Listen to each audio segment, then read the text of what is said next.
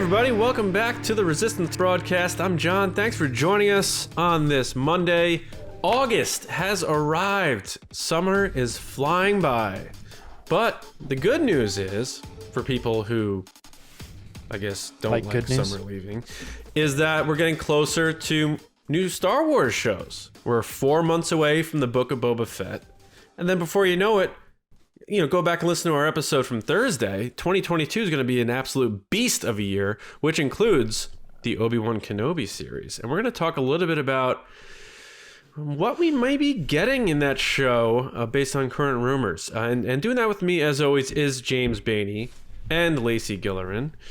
How's it going? How was your July? And how's your August starting off, more importantly? Because we live in the present here in the base. We don't look back. We always look forward to the future, to the horizon. July was good. July was fun. I feel I don't know. I feel like this year's still kind of flying by in a way. We're already in July. That seems pretty quick. And just certain things that I look forward to, like Celebration, for instance, when they like moved it, like time didn't move, just that thing, but all of a sudden it felt like something that was, what would you say, like 16 months away or something like that, all of a sudden just become 12 months away, like instantly. So it felt like we skipped like 4 months or something, because now we're only a year away, but it was just because the date moved. But that's like the number one thing I'm looking forward to, so it's like, it feels like time is just like flying by. Yeah. I'm a fall person, so I am more excited about fall than summer. Mm-hmm. And I'm going to be that crazy person right now. The other day I was at home and I literally said out loud, I can't wait for Christmas. I love Christmas. Wow. I love fall. I love winter. And then actually my sisters are coming to visit for Christmas this year. And they haven't been here for Christmas for probably 15 years. So very nice. It's really exciting that they're coming. So that's kind of like where's driving my excitement. I'm also that weird person that checks when stores put out Halloween stuff because I really love Halloween. So I've been doing that as well. And people are probably like, shut up, you're annoying. And I'm like, I just love spooky stuff, but not super scary. Let's be clear. Spooky. No, not super. Just like fun pumpkins. Bennett loves spooky stuff, and we're in the process of planning his birthday party, which is different every single week. He's like, I want. He's at that age that he could just change his mind. Yeah, Disney dogs. No, Mickey Mouse Clubhouse. No, Toy Story. No, Paw Patrol. Like, it's always constantly changing. I think the one we're actually doing right now, which is weird, but it might be the one that lands, is Snoopy and Woodstock, because he's been big into Peanuts recently. Oh, that's cute, though. I really liked Disney dogs. What a creative Pinterest theme for him to choose. Who's the top Disney dog? Pluto. Oh, right, and Goofy. Yeah. Goofy's not a dog. Yeah, he is. I don't think so. I think he's a goof, first of all. I think he's just his own thing. Right? Goofy's not a dog? No. I mean, the question was always why Goofy gets to wear clothes and walk upright and Pluto doesn't. But I think it's what James is saying. He is part dog, but not fully. Man. He's also debatably a cow because his significant other is Clarabelle. Dog. I love how James knows the cinematic universe and inner workings of the Disney. Hey, there's also, Mickey Mouse Clubhouse. Wikipedia says Goofy's a dog. It does? So, he says he's a tall anthropomorphic dog. Are you who familiar with that wears word? A turtleneck and a vest. Yo, Goofy movie is one of the best movies, so... Goofy's amazing. I love Goofy. I can't wait to see where that ends up, James. Disney Dogs was my number one pick, but it's Bennett's day, Yeah, I also taught him ain't no party like a Woodstock party, because a Woodstock party don't stop, and he he says it all the time. Nice. Very good. I like that. So, and that's September, right? Yeah. So you got some Late time. September. You got some time to change that about 5 more times. Oh, 5 in a day, buddy. He changes all the time. Yeah, Johnny's that way too. one day it's dinosaurs, the next day it's Toy Story. Mm-hmm. Who the heck knows? Because his third birthday's coming up in a few weeks, and we're still trying to figure out what to do. His new thing too is he wants more time to decide. He says that about everything. Like, which shoes are you wearing? He goes, I'm gonna need more time to decide. It's so polite. Yeah. Oh man, very good. All right. Well, now that we've established where our Augusts and our falls are heading, Yeah. let's talk about what's going on right now in the news about Star Wars. Yeah. It's the Resistance. Guys, Ahsoka herself, Rosario Dawson, shared an Instagram post of the presumed casting announcement. It's very confusing, but look, she got on her Instagram, she posted an image on her story, her official story, and it was a screenshot of the Comic Factor, who it isn't really like a source. It was just a fan using another source, you know. I don't know. It's kind of confusing. But anyway, the post was that Mina Massoud and Lars Mikkelsen are reportedly joining the Ahsoka series as Ezra and Thrawn, respectively. That was the report. That was the exclusive, if you will, from that trade. But the reason it blew up out of nowhere was because you're having an official cast member say, yes, the best news ever. You know, I'm excited to work with these characters and all this. And everybody's like, so is this real or not? John, I sent this over to you probably first, and I was like, I haven't checked if it's real yet. And then we were both like at the same time, like, it's real. She did, in fact, post that. So what are your thoughts on this? Here's the thing that gets a little mixed up. Mm-hmm. And am I a little dark? All right. Hey, everybody. So she shared that, but the text in the post is from someone else who tagged her. So that comment that says, yes, the best news ever. Yeah. I need my BIPOC representation in Star Wars. Can't wait to see my BBs thrive, and Ahsoka as my favorite characters. Tags Rosario and tags Mina Massoud. Mm-hmm. She just shared that. So she didn't comment on it. She just shared the post that she was tagged in. So that was a fan who wrote that. Yeah, and I think people mixed up. I'm not saying you necessarily, but I think some of the articles made it sound I like, just saw that she posted it and was like, oh, yeah, wow. Some of the articles I think said that she wrote that and she just shared it. So that almost lends credence to, oh, she saw this thing and a fan tagged her, so to be a cool celebrity, she They could play it shared off, yeah. Mm-hmm. I mean, I'm bummed. I'm bummed out if this is true because, you know, I've been pulling really hard for Taylor Gray, especially after we interviewed him and how much we can tell he wanted to do it. And that's not against Massoud, and we've talked about that at length. Lars Mikkelsen, whatever. I feel like you can put a lot of actors and make them Thrawn. I don't know that it has to be the guy who did the voice in Rebels. I don't necessarily buy that, especially if you're getting rid of the voice of Ahsoka, you can get rid of the voice of Thrawn. You know, it's not a deal breaker. But anyway, yeah, if they get the roles, good for them. I'm not trying to toss any negativity towards them. I would just hope Taylor would get his shot. But I don't know. Like I said, I tweeted that, you know, Rosario Dawson has been in the game for a long time, like 12 or 22 years. You would think she would have some, especially now being a part of Star Wars and understanding the severe NDAs of Star Wars now. She's been with them for a couple of years now, that she would be a little more conscious about, like, oh, should I share this? You know what I mean? So you got to think maybe it is true. And, you know, whatever if it is. But it's just, I find it funny that our biggest, like, Star Wars scoopers right now are Ewan McGregor and Rosario Dawson. Because you have Ewan McGregor, who got Pedro Pascal to admit that Mandalorian wasn't filming yet. And he's like, oh no. And then you have Rosario Dawson's like, yeah, I'm just going to share this to everybody and light the world on fire. She basically wrote 5,000 articles by sharing an Instagram thing. You know what I mean? Mm-hmm. And we wrote one of them too. But it's, I don't know. It's interesting. We should find out soon, hopefully.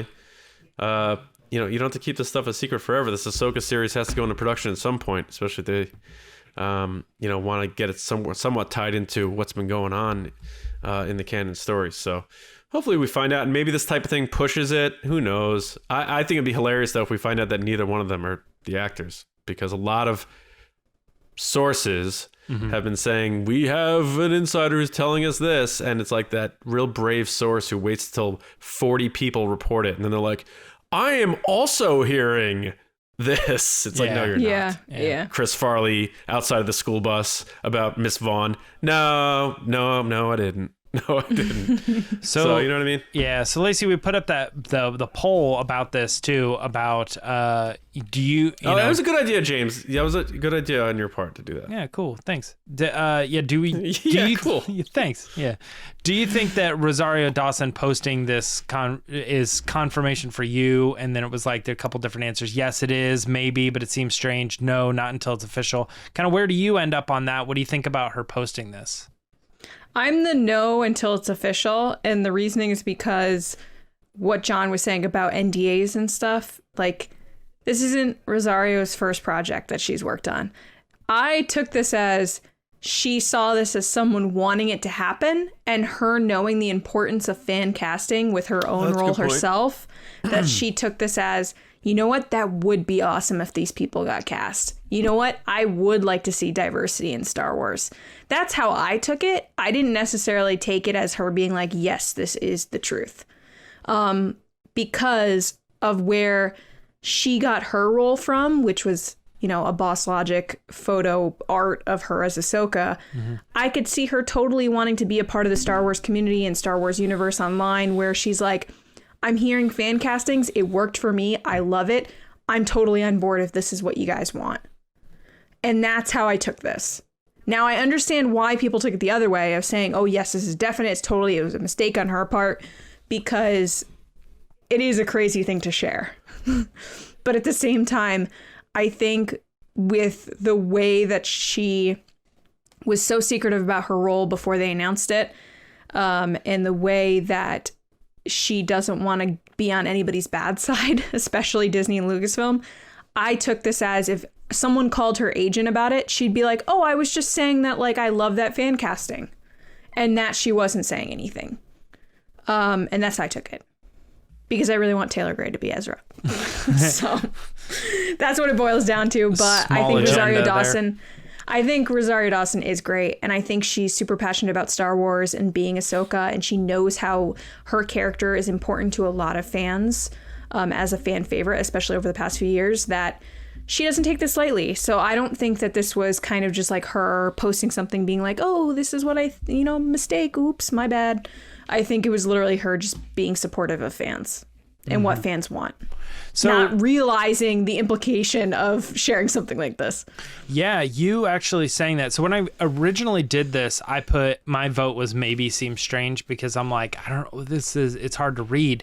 But you giving your answer right there actually does make me lean on that side of it, that she did this because she's just supporting a fan, and you know, there's some comments in there like, I need my representation, and Ahsoka's my favorite character. She might have even skimmed that and just loosely saw Ahsoka's my favorite character. The thing is like, you have to look at it at two angles. Which one is more likely? And the one angle being the situation is she saw this and she knew, because somebody told her that these people were already going to be cast, which is, we know in Star Wars, they keep things super secretive, you know, so we don't really know how much they tell, but maybe she did, you know, maybe they told her it's Mina, it's Lars. And then she saw this post and got confused and thought that it had actually been announced, so she posted this. I don't see that being a very logical step. That she knew inside information and saw this post and was like, oh, must be announced. Cool. It even says reportedly, which is not even like a fan saying, yay, it was announced, or something like that. It even says reportedly on the thing, and she still reposted it. So then the other version of that is there's a lot of like, wouldn't this be cool? I was fan casted. She has no comments on it. She reposts it. I saw, just to find this, I saw her stories. She reposts tons of stuff. Everything. Yeah. She's got tons of stories. So it wouldn't blow my mind at all to just be like, if she kind of looked at it and was like, well, I'm obviously not going to delete it or whatever, but I see how people are confused by this, or and I see how Ahsoka. it's making the rounds. Yeah. My bad. I didn't mean to stir up anything here, but I'm now officially on no, not until it's official. That's my vote too. Yeah, but it is quite an interesting story. I mean, you don't see that Imagine every day. that power of just posting something on your Instagram and then all these people freak out and you're like, oh, wait, what? Yeah, I mean, like, in any circumstance, that's a big deal. Ewan McGregor, reposting like, so-and-so is joining the Kenobi cast or something like that. It's like, you're going to immediately just assume that's official, Sure. Yeah. It's quite the interesting story. We have another one, actually, speaking of Kenobi, and that is that we might be seeing Inquisitors. And this is, of course, a rumor. This particular story is coming from Bespin Bulletin, who's done some stuff before, a notable leaker. And where this is actually coming from is citing someone inside the production company working for the series who has manufactured costumes and lightsaber hilts that definitely scream Inquisitors. And apparently there's more than one. This also kind of lines up with a couple rumors that Sung Kang is going to be playing the fifth brother. So there's kind of some rumors there. I don't know. I'm going to start with you on this one, Lacey. This is a rumor. I'm going to start with you, James. Why don't you start? me? Because your big thing with Kenobi that you were interested in is Inquisitors. Here's someone saying, yeah, there are. Yeah, I look at this news and I see where they're citing it, and they say there's costumes and hilts that look like Inquisitor hilts and stuff. And I do get that. That makes sense to me. I can't validify the source or anything. But this does fall into that realm of safe bet. This seems like something that Star Wars really likes. They like these characters. They've shown up in books. They've shown up in animation. They've shown up in video games. They've shown up in comics. It doesn't surprise me at all that if you're going to bring in... if you're going to do the Kenobi series, that this would be a perfect time to also bring in the Inquisitors, as they didn't seem to show up until Rebels started. So nothing Andor related there. Kenobi would kind of be the one. So, and then, I don't know, that just makes sense. So to me, I think this is a little bit of the safe bet thing. Sung Kang playing the fifth brother. That's a little weird. I still like the idea of the break the fourth wall. He's the PODRACER. I think that would be interesting. Me too. But if he's playing a new Inquisitor, that's cool too. I like fifth brother, but there's something about seventh sister, fifth brother being the Rebels Inquisitors. I don't know. I just say leave it at that. Make him a new Inquisitor. If you want to go down that right. But I am totally down. If Kenobi does the Inquisitor thing, I think that sells that. We're actually going to talk about that later on the pod race, but that's going to sell Kenobi for me, in my opinion. So now, Lacey, what are your thoughts?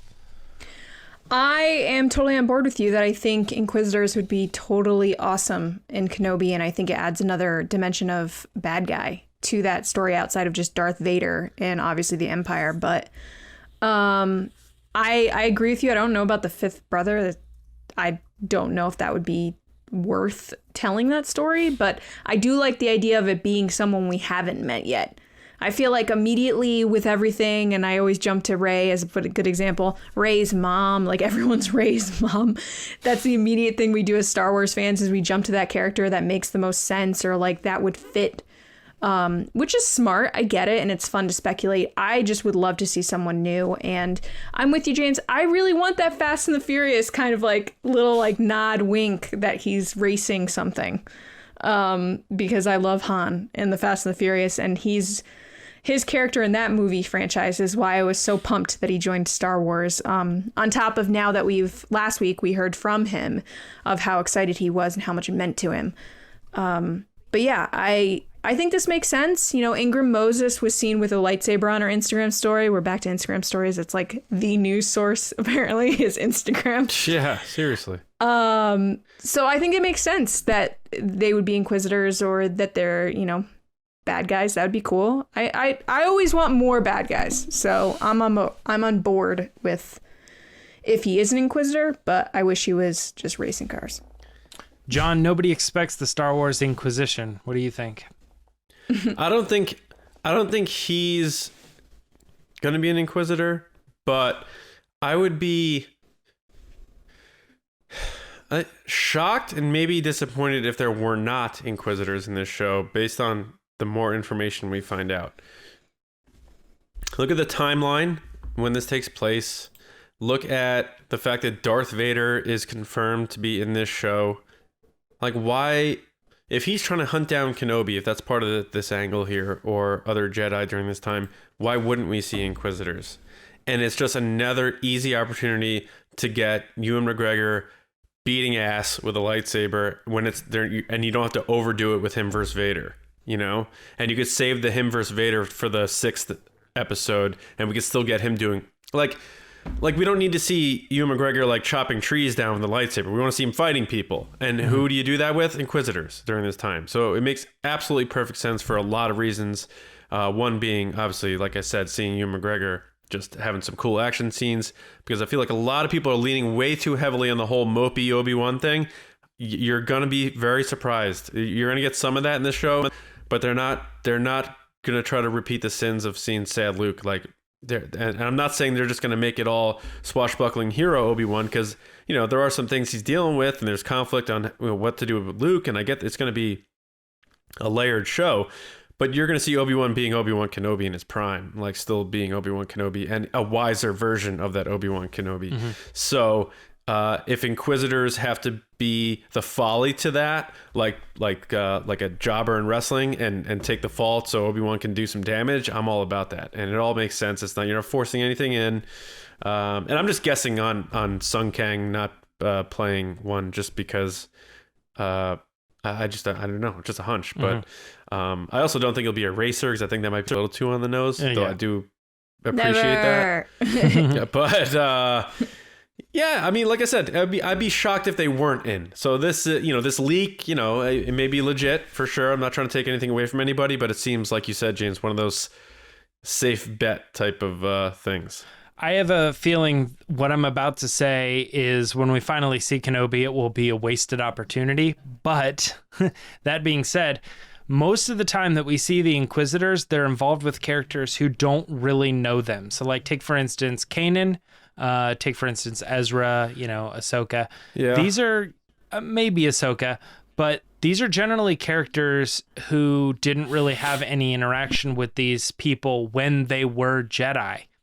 Any Inquisitor that goes up against Master Kenobi, when they find him, Kenobi is probably going to have a relationship or know who this person is. So the whole conversation of, how did you turn out this way? So I have, you don't have to be like this. Conversation. Well, true, but I'm saying, like, he's not going to want to just totally annihilate these guys. There's going to be some cool conflict, and we're going to get there's some story elements to whoever you bring in to be an Inquisitor is not Joe Schmo action background character that you can just chop their head off. You might actually want to put an established actor in there who can pull off this character that, for whatever reason, like, is going to have this really sad story of how the Jedi betrayed them and they didn't have any faith in it anymore, and now they're here to kill Kenobi, and Kenobi, much like he did Maul, is probably just going to have to put this person down even though he doesn't really want to, Right. They might play that. Or they could all, you're right. You're absolutely right. I agree with you. But it could also be a situation where Obi-Wan, because of his mistakes of the past, where he's maybe second-guessed things and maybe should have done things a little differently, goes by a more matter-of-fact approach where it's like, these guys get too close to, like, Luke or something. or he hears that they're coming after this kid, or whatever the case is. Like, he just like goes into a mode where he's like, I don't care what you used to be. You are this now, and I have to vanquish you. You know? And I mean, that plays into that whole thing that you've talked about before, John, is they probably wanted the Maul thing to happen in live action and it never did. This kind of, it's kind of a similar story, though. He knows this person. He doesn't want to kill him. He has to put him down because at the end of the day, Maul goes, you're guarding something or someone. And all of a sudden he recognizes Maul's going to figure out that Luke's the thing. So he switches his position and he goes into like the attack position. I have to do the hard thing now. So they could totally play that route. And moving away from Inquisitors, we've also got Joel Edgerton, who is returning to the show and talking a little bit about. He was asked again as he's doing some press for his movie The Green Knight that it just came out, and he was asked about Star Wars and kind of gave this answer that I think we're all pretty well aware of. It's just like, why does Star Wars have to be so secretive, and how it's risky to kind of tell the stories that you're telling. And, you know, these people who are now the storytellers and they hold the ability to, you know, create Star Wars now. They were the fans at one point, you know, so there's a pretty good quote coming from him. John, I'm going to actually start with you on this one. What are your thoughts on Joel Edgerton and his comments on keeping the secrecy? This is the same thing as what Sun Kang said about the fans are now the creators. And it's like, it's funny that's two people coming out of the show saying that. So there's clearly, you know, sometimes when you see like those documentaries where a director does that whole like powwow thing when they're about to start a production, they're like, this is going to be our rallying cry for the show. Like, it seems like for the Obi-Wan series, as far as the crew and stuff goes, like the theme is we are the fans, and now we are blessed to be able to make Star Wars. And it's like that whole thing, like I said last time, like we don't want to be the ones that mess it up because we love it so much. And I think that is a good way to keep people measured and keep them close to that tree that I'm always talking about, that is George Lucas. You got to keep one arm on the tree. And I do like what Joel Edgerton says here, but he's obviously in NDA mode now, because when he was campaigning to come back if they were going to make this Kenobi series, he was very mouthy. He's like, I could see Owen fighting Obi-Wan, getting into a fist fight, doing this, doing that. And now he's like, yeah. We got secrets we got to protect. Can't really talk about it. It's in the dark, as you know. Right. Series lockdown. But I'm so excited to see him because I love Joel Edgerton. And it's funny, like when I had that light bulb moment after seeing him and things later on, they're like, oh my God, he was young Owen Lars. Because like in Warrior, like I love that movie. If people haven't seen that movie yet, him and Tom Hardy, it's like this these two estranged brothers and they're MMA fighters. Like, it's such a great movie. He's awesome in that. And he's going to bring it, man. No matter what type of role Owen has, it's going to be good because Joel Edgerton is just very... Or The Gift. You ever see that movie, The Gift, with Bateman? He plays like this real like sociopathic... You didn't like that movie? I don't like Bateman. Wow. Anyway. Interesting. And, anyway, and Joel Edgerton he sucks rules. in that movie too, that character. He's obviously the bad guy. Who? Bateman. Joel Edgerton? No, Bateman's... No! Not really. Yeah, he is. He's the guy who like teases him, and even though he's trying to be a nice guy, he's not really a nice guy, and he keeps egging him on. And my point is... Yeah, no, go ahead. Joel Edgerton, not the problem. Joel Edgerton rules. I was hoping he'd come back for the longest time. I'm glad he is. And he's keeping his trap shut, so good for him. Maybe he doesn't have Instagram. Maybe that's the thing, Lacey. I don't know. That could be. Lacey, why do you hate Jason Bateman? I actually watched Dodgeball the other night, and he is so good in that movie as the other guy who says cotton pepper or whatever. Cotton. Yeah. Cotton Pepper. The one where he's... One of my favorite lines ever is, that's a bold strategy. Let's see if it pays off for him. I love saying that all the time to people. I found this quote interesting at the end where he says, to deviate too far from what you might expect could mean death by lightsaber, and yet to not introduce surprises within that mix is death to creativity. Man, if that doesn't sum up Star Wars, then I don't know what does. Like the, hey, take risks, but not too many risks, because then fans don't like it. But then they want new stuff, but they don't. I was like, wow, that's really well said. I also love that he said death by lightsaber. Like, way to work that in there. No, it's just interesting to hear someone, like John said, that was so open about wanting to be a part of this and so open about being back in Star Wars or wanting to be back in Star Wars, that for him to just be very like, I'm not going to say anything. I'm going to kind of say something, but not really. Like a very politician answer. It's just interesting to see as this process goes on that they continue to be very, very secretive. But I understand why he is in this paragraph, because he's basically saying, like, people don't want stuff spoiled. And I am a huge advocate of that, not getting spoiled with story stuff, because I want to experience the characters and plot lines the way they're supposed to be told to us, and not because someone somewhere put it on Instagram that they're in this show. So, yeah, I'm excited for him to come back. The Kenobi show is definitely nostalgia filled. It's definitely like, oh, we're seeing all these people back in the roles that they were in, and what does that mean? And it's going to be interesting compared to like The Mandalorian and I guess Andor, kind of, but not really. But I feel like with the prequels, people have such a very fond memory or very strong memory, whether it's positive or negative, of how they felt at the time when they watched them and their reaction to them and how they see them now, that they're going into this show with those feelings. So they have kind of like this uphill battle of, it's either you're completely on board because you loved it, or you're not really on board, but you just love Obi-Wan. So it's interesting to see that these people are all just so gung-ho. I'm excited to see what they do. But yeah, the death by lightsaber, because of not being too creative, but creative enough, made me laugh. Yeah. It's interesting, like you pointed out, John, that this statement comes right after another actor saying something very similar, which to me means what they are repeating is something that on set, a director, a writer, a showrunner, something like that, gathered everybody up. They said, welcome to day one of Obi-Wan Kenobi.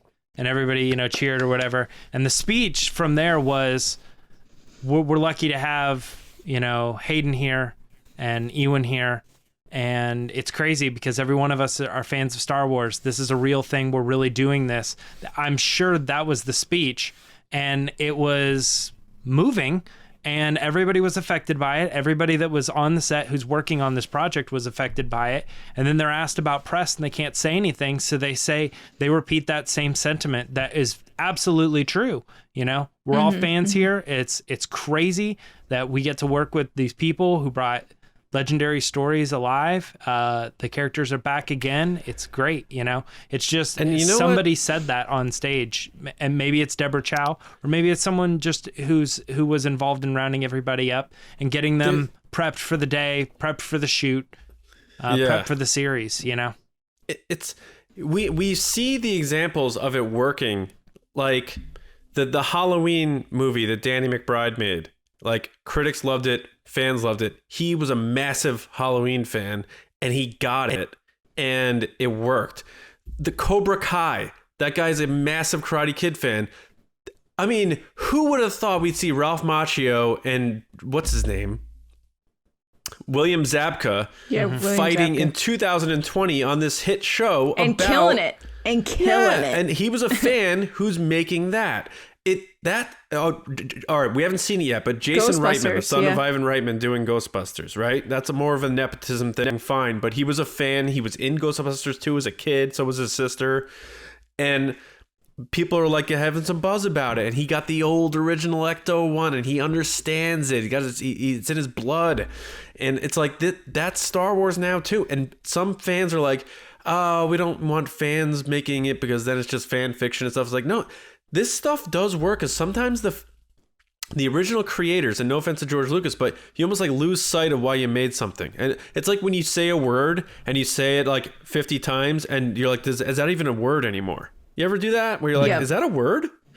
That's how I feel like sometimes it is with these creators when they're around too long.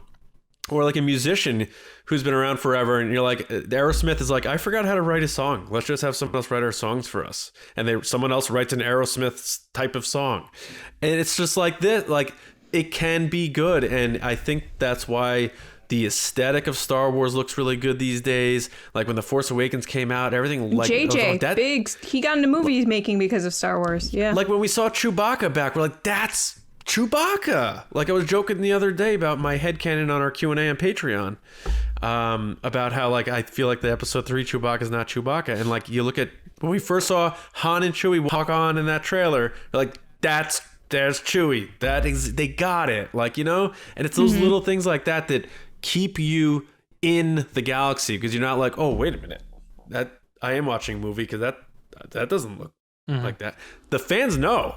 And like we've said, you know, the 501st and at the conventions, fans are so passionate about Star Wars, and that's like the good side of fandom that you got to pay attention to. Like we really care about Star Wars, and then we have these creative people who are very talented who are now in the mix making it, and I think it's amazing. Jon Favreau being one of them, Filoni another, all down the line. Deborah Chow, let's go. So I was gonna use that as a point too, because you didn't mention Jon Favreau and Dave Filoni, but like that to me is like, even when fans disagree with, it's like J.J. Abrams, fan of Star Wars, doesn't understand it at all, you know, or whatever. They can hate against that. It doesn't change the fact that what a fan wants is a good creator who does understand it. That is ultimately the goal. Like it's generally not that people want Star Wars to just be dead, like stop making it. They want it to keep going, but they want the right people to handle it. And it's always a debate of whether or not you trust that person. And I think that Mandalorian was probably more universally loved, and it's one of the more universally loved properties in recent times, in recent Star Wars. To come down to the thing where you look at it and you say like, well, these guys get it. I want Filoni to work on stuff because he gets it. You know, I want Favreau to keep working on stuff because he gets it. Like he puts the ice cream machine in there. Yeah, he gets it. You know what I mean? Like, right. That's what you want. So yeah. So all of this stuff makes sense, and we just have to hope. I mean, we've seen Deborah Chow work in Star Wars before, and it was good. You know, so now that she's taken on a bigger property, let's just hope that under her direction, it continues to be something that we go, yes, Deborah Chow, she gets it. She was a fan. Now she's a creator. Keep her in Star Wars, you know, give her more stuff to do. That would be the ultimate goal to end up with this series. And speaking of ultimate goals too, sometimes it's hard to make a character look young again, right? And they might not be running into that issue anymore, considering popular deepfake artist Shamook. If you want to go to his YouTube page or their YouTube page, I don't know if it's a guy or a girl, but Shamook was recently brought on to work for ILM, Industrial Light and Magic, as they stated in a post on their Instagram. That's so crazy. Yeah, so this person did a version of the Mandalorian deepfake where they made the Luke that shows up in the show better by doing a deepfake on top of that. When we had Hal Hickel on the show, Hal kind of explained, you know, deepfake is a really cool technology. It's new AI. It's new, interesting.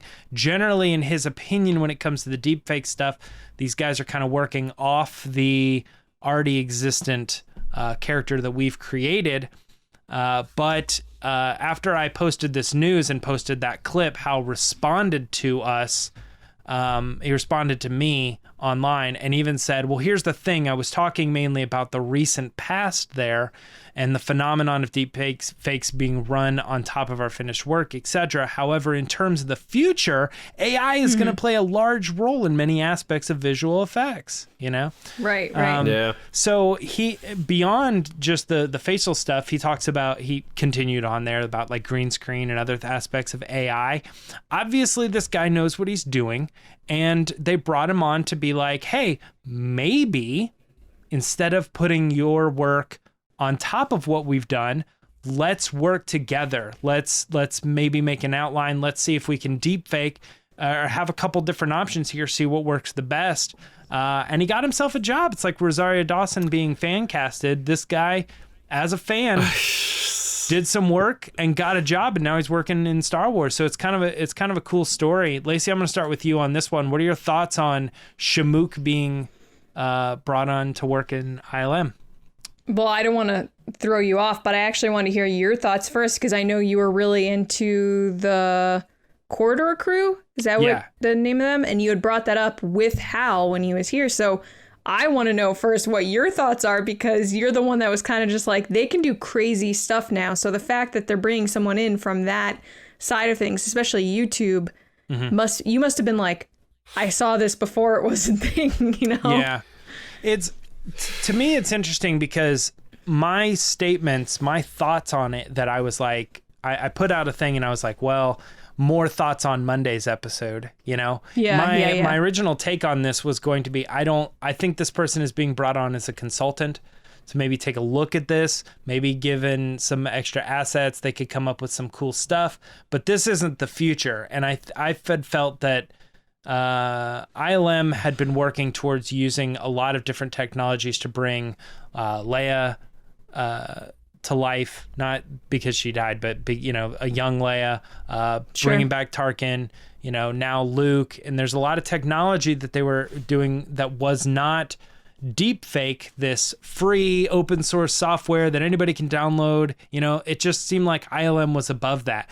And so when he got hired, my thought was that this person's a consultant. This person's just being brought on to take a look at things, maybe give some suggestions, another look around. But this is not the future for visual effects. And Hal kind of put that to bed for me. He says, no, in the future, absolutely, AI is going to be a big component. That was before, he didn't say it, but that was before we hired this guy, you know? And that was before somebody, maybe even ahead of him, said, no, I think that this actually is the direction that we're going to go.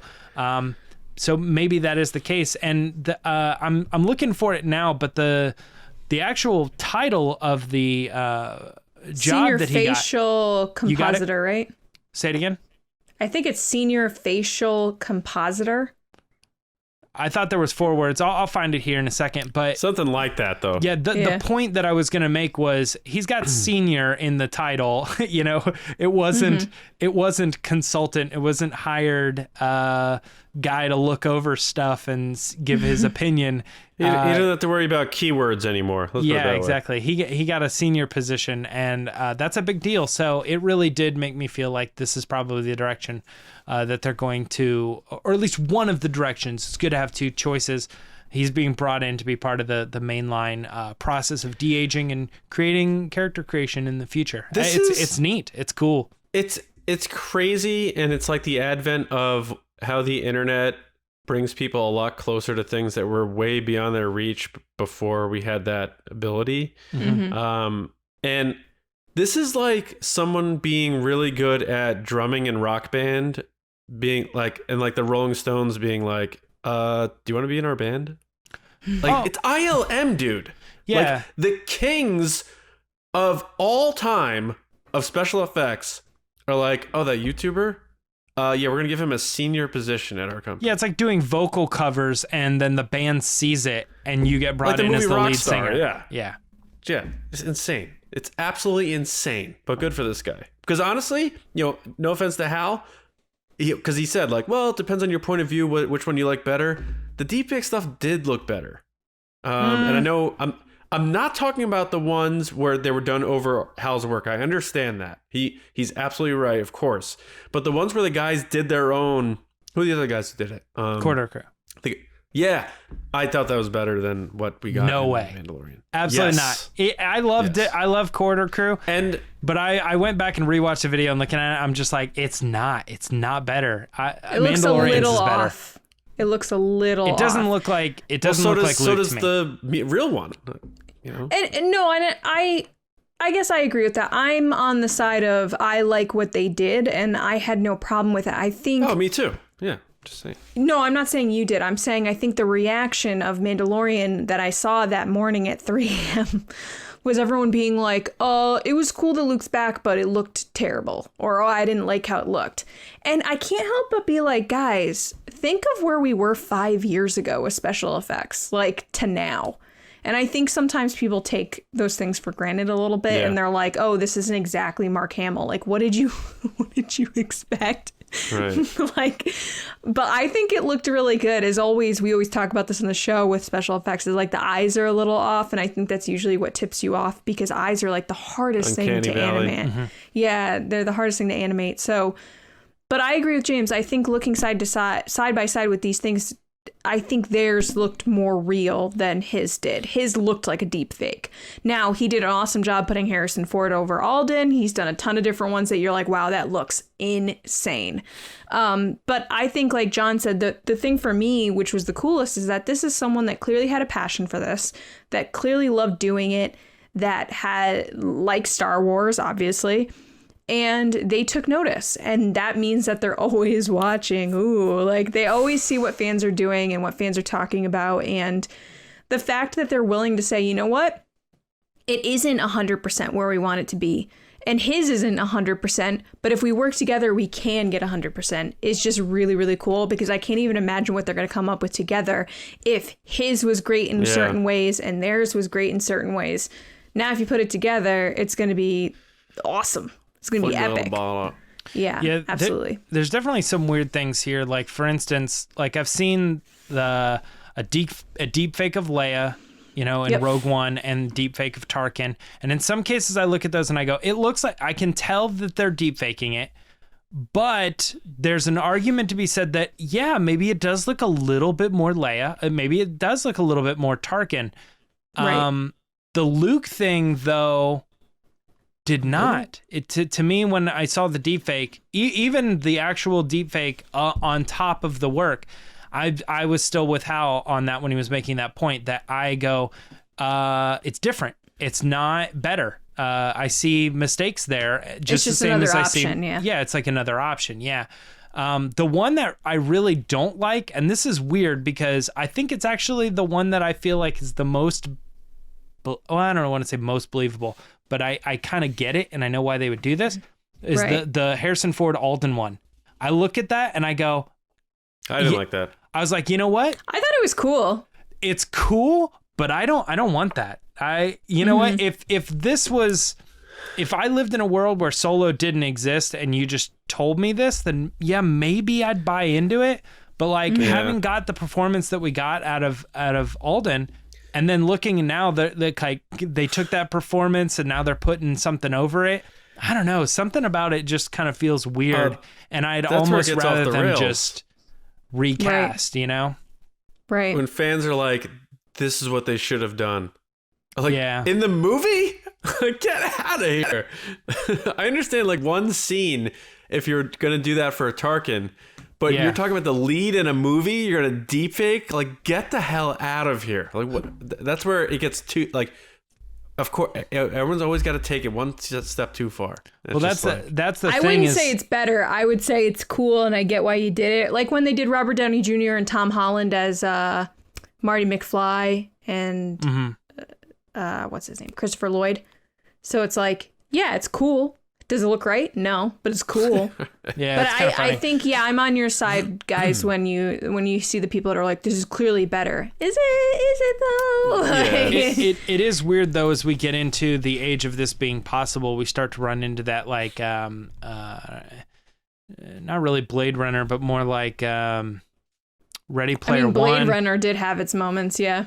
Well, what I'm saying is like this world where we don't embrace new actors anymore, because why would we do that? Why would we hire somebody for a movie when and Harrison give these Ford new can be alive forever. because we can just put Arnold Schwarzenegger in it. And he's been dead for 80 years, but we can just are put gonna start 80s. like signing things that say studios can. They're going to sell their likeness for like billions of dollars for the next 100 years. Yep. So that Warner Brothers owns Arnold for 100 years. Correct. And his kids get the money or something. And it's crazy because that's scary. And the further you go down it, you think this guy isn't even aging out of, or this person isn't. I mean, they died. But we can still go back and use their likeness and stuff. And there are real people who now don't have acting jobs because who would watch that movie with that unknown actor when you could stick, I don't know, Antonio Harrison Banderas or Ford, something in the movie. So it's like the golden age of actors is already here or already passed. Right. And not to get too weird with it, but the thing that everybody's kind of worried about is what videos can they fake? Deepfake. What ones can they fake that aren't real that people will believe are real, whether it be behind the scenes footage or inappropriate videos, stuff like that. Like what kind of stuff can be faked like that can cause huge repercussions outside of just saying, hey, I'm seeing Harrison Ford in this new movie that's coming out in 2175. Yeah. I watched a video once where they were talking about how they don't really fear deep fakes and people being able to do that stuff because we've already kind of entered that age because we've been able to fake photos for a long time. And now it's true. Some photos convince people, but a lot of times we've just kind of learned that could be fake. Double check. Yeah. Yeah. That could be fake. Yeah. Like it looks fake to me. Like we've almost learned a little bit like that. If that doesn't seem like a real thing, we can fake audio as well. We can fake backgrounds and stuff, and people just kind of work around that stuff. So video and facial recognition is not that crazy, but jam-packed week of news. A couple other things just really quick to mention. There is a rumor that Extractions, the Netflix movie Extractions, Sam Hargrave and the legendary DP Dean Cundey. Is that right? How you say it? Be careful, James. Yeah. They might actually be working on the show, the Book of Boba Fett, and that comes from a report from the Ronin, who's actually saying, it's not that far off. These guys have worked on the first series, and they've had a bunch of other things. So it doesn't seem that crazy, but we got a report a while back, that Bryce Dallas Howard and Jon Favreau and Dave Filoni are returning, and Robert Rodriguez. All those were to be expected, but we didn't get any new names. These might actually be the new names, so kind of pay attention there if you guys want to go look at that rumor. That's on Star Wars Newsnet, and you can read the article about it a little bit more. The only other thing that we got going on right now is that Out of the Shadows came out, and I just want to give a shout out to our book discussion videos and our What Happened In. There's a lot going on in the High Republic right now. If you guys aren't paying any attention to the comics or the books or anything like that, me and Kyle, we do that breakdown and we talk about this stuff and we kind of give our speculation. If you're not reading the book, go check out the What Happened In book and get caught up. There's other High Republic books that we did that for, so you can, in a matter of maybe like an hour, run through all of them and get them all done and be caught up. And then you can go back and listen to our discussions as we talk about, the future of where this is all going and how it maybe leads up to the Acolyte and the Nile and what does this all have to do with how we get to the Phantom Menace. There's a lot there. So guys, go check that out. As well as just all the other comics too. There's Marvel's Darth Vader and the War for the Bounty Hunters, all that stuff. It's all on Star Wars Newsnet, guys. Sly Moore making a big appearance in the Vader comics. So it's revolutionary, important. Really, if you ask me. Yeah, right. No, but I rarely read my Star Wars. So the What Happened In, and people say like, well, you're taking away, purchases of the books. I'm not going to buy them anyway. So I'm staying up in my canon with the What Happened videos on Star Wars Newsnet videos that James and Kyle are doing, so that when I watch The Acolyte, because I'm a Star Wars watcher, I know kind of what the deal is leading up to it. So yeah, for sure. Good job, guys. Lacey, we've had a long episode, but let's we got a couple more sections to get there. You want to tell us about the Patreon pod race? First I want to say, how is Sly Moore so amazingly awesome. Yes. That she went from just sitting next to Palpatine to she's leading the deals. What happened there? But you can read about it on Star Wars News Net. Anyway. Yeah, you gotta be pretty amazingly awesome to get up to sitting next to Palpatine in the first place. Right. I guess so. Right? I She's guess a- so. she's a sly I one. was very surprised that character was like the character in this comic that they were like, yes, she's Because they made coming. so many Vader comics, they're like, we're out of characters. Just Next surprising. week it's going to be Masameda is going to But be it playing is cards. But it is cool that they are taking people from the prequels and other movies and connecting all the stuff together, Yeah. which Yeah. we will get to now in the Patreon pod race. True.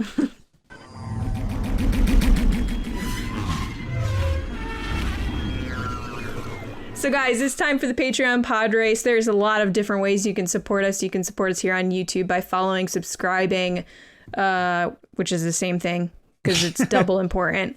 Leaving a comment, putting on the notification so you never miss any videos. Following us on Twitter at RBATSWNN or on Instagram at The Resistance Broadcast. If you want more than that, including polls and mailings, Discord access, and weekly videos, including live streams where we do Q&As, we watch along to The Mandalorian and different movies, just all different types of cool stuff. Starting at $2 a month, you can head over to patreon.com/resistance broadcast. It's the best way to support us outside of just sharing this stuff and telling people about the show.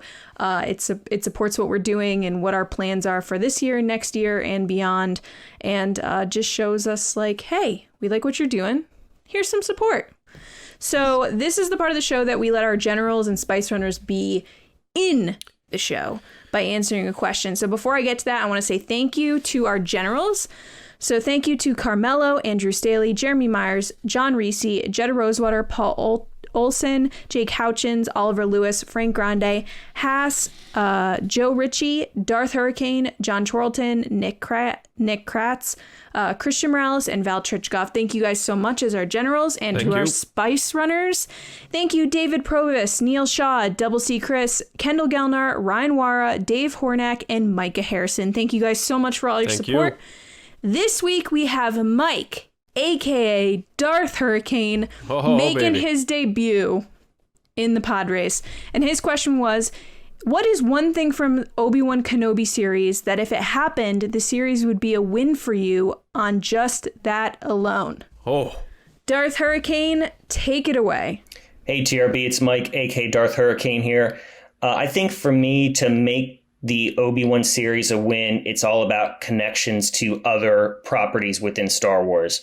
They don't have to be in depth. They don't have to be in your face, but subtle references to a book, subtle references to the Clone Wars, subtle references to something that may potentially happen in Rebels. Just connecting all the little pieces that we have throughout the Star Wars universe that has been created, paying off for some of us that have invested time reading books, listening to books, reading comics, watching the animated shows. That would be great. It'd be a payoff. I would love ultimately to hear some sort of reference to Satine, a comment, hearing her name, a flashback, something with her would ultimately put it over the edge for me. But ultimately it's all about continuity and connection to the rest of the Star Wars universe. Nice job, Mike. Love your tattoo. I also love just how chill you are. Like, really good vibes. John, what'd you think?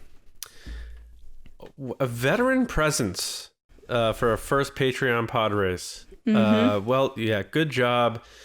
Filled the minute very well. I liked your answer a lot. Like you kind of said, the best part of your answer, I think, for me, is you kind of like, they need to walk the line the right way. And, you don't have to go too in depth with some of these things, but, pepper it in. And I like that, maybe mention Satine or Obi-Wan hears about her or, something like that, where it doesn't have to be these, we don't need a whole episode dedicated to the past. I think you're spot on there. I think you did a great job, Mike. And Darth Hurricane, I mean, you've been listening to us for a long time now, and I appreciate you supporting us so much. And now you got to be a part of the show as one of our generals. Can't thank you enough for the support. It honestly, support like that keeps this show going. That we're able to do it twice a week and spend this much time doing it. So, thank you so much, Mike. You did an awesome job. Great answer. I'm gonna pass the baton back over. Go ahead, Pass the James. lightsaber. Yeah. No, great pod race. Glad you were on the show. Man after my own heart. I absolutely love it. Anytime anybody asks me, like, what is it about Star Wars that you like? My answer is always something along these lines. It's the little people.